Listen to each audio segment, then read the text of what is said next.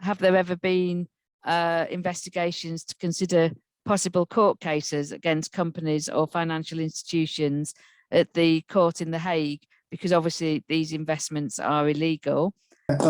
Just want to make sure I'm not a legal expert, but I know that Tom Moerenoot, who has been assisting us for a lot of let's say legal assistance and frameworking, does that really well. But to my knowledge, I think the International Court of Justice in The Hague is for individuals, and if you have people, because it's a court that deals with genocide, war crimes, crimes against humanity, and so in that sense, the International Court could treat these issues, but it is more linked to individuals. I know that in the past, for example, Tzipi Livni, it was at a certain point, she was the foreign minister of Israel, was at a certain point, there was going to be a case prepared against her because she's an individual. But what we do have as trade union, as a tool, are the national contact points from the OECD. So the OECD, who puts out guidelines, besides also the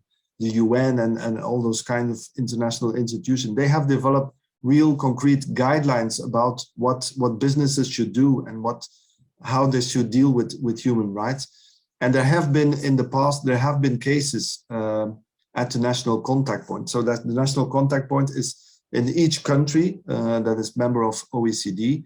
And one of the examples was recently against JCB. So JCB is one of the companies that is on the list of the UN database. It's a British company, maybe you know it better than me, Liz, who uses heavy machinery. So they do construction and they use bulldozer and stuff like that. So they are one of the 112 companies on the list, and a Palestinian human rights organization has put up this case against JCB in the UK.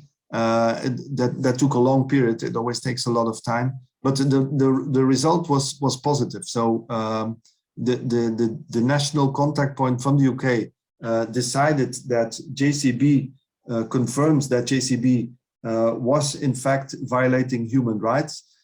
The only thing is that that's very good outcome of this issue, but yeah, that's where it ends a little bit. So we have to look further what we can do as ETUN, but also together with the national contact point, how to implement this further.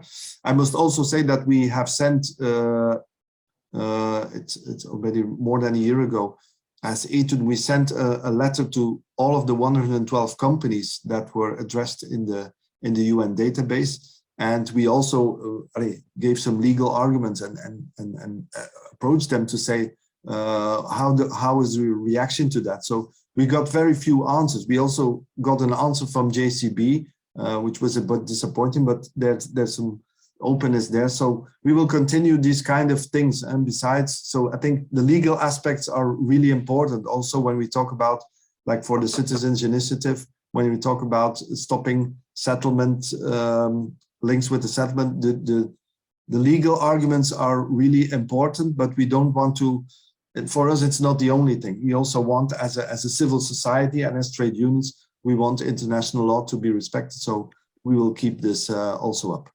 Thanks.